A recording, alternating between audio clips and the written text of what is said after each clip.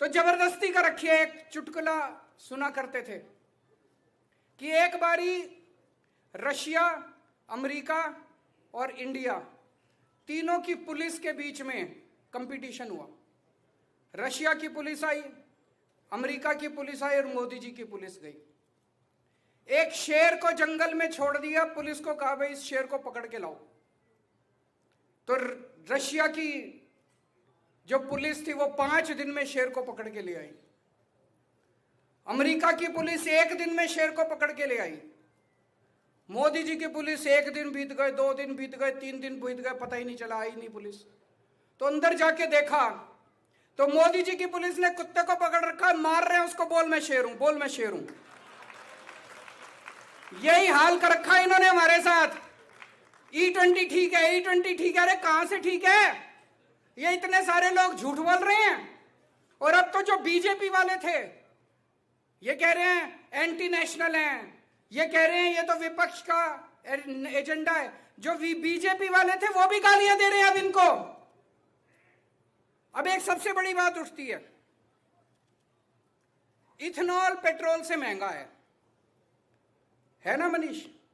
40-50 रुपए का टैक्स सारे अगर घटा दो तो 50 रुपए के करीब पेट्रोल पड़ता है, और टैक्स सारे हटा दो तो 70 रुपए का इथेनॉल पड़ता है। इथेनॉल महंगा है पेट्रोल से।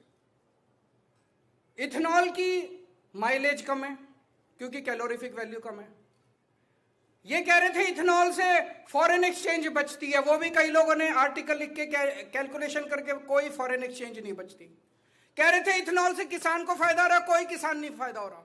इथेनॉल के जहां प्लांट लगे हुए हैं वहां 20-20 किलोमीटर तक सारा पानी बर्बाद हो गया, पोल्यूशन हो गया, सारी जमीन खराब हो गई आसपास की, किसान दुखी हैं उससे। तो अगर इथेनॉल से कोई फायदा नहीं है तो जबरदस्ती क्यों कर रही है सरकार? कोई बता सकता है? ये जो कुछ लोग कह रहे हैं कि गडकरी जी को फायदा पहुंचाने, मेरे को नहीं लगता मोदी जी को गडकरी के बच्चों में कोई इंटरेस्ट है। मेरे को नहीं लगता कि मोदी जी गडकरी के बच्चों का मुनाफा कराने के लिए ये करवा रहे हैं। अमित शाह के बच्चे होते तो शायद फिर भी मान लेते। गडकरी के बच्चों का मुनाफा कराने के लिए मोदी जी ने इथेनॉल देश के ऊपर थोप दिया। ये मैं मानने को तैयार नहीं हूं। मोदी जी और गडकरी में कितनी दोस्ती है ये हम सब जानते हैं। तो मोदी जी पूरे देश में इथेनॉल क्यों थोप रहे हैं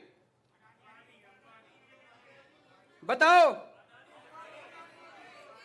आज मैं पिछले कुछ दिनों से रिसर्च कर रहा हूं, मैं आपको बताता हूं। अभी कुछ दिन पहले इंडिया और अमेरिका के बीच में ट्रेड डील साइन हुई। उस ट्रेड डील में लिखा हुआ है कि अगले 5 साल में इंडिया को $100 बिलियन का अमेरिका से सामान खरीदना कंपलसरी है। $100 बिलियन का। अब क्या खरीदें? कुछ खरीदने को है नहीं, जबरदस्ती खरीदना पड़ेगा। अमेरिका दुनिया का सबसे बड़ा इथेनॉल बनाने वाला देश है।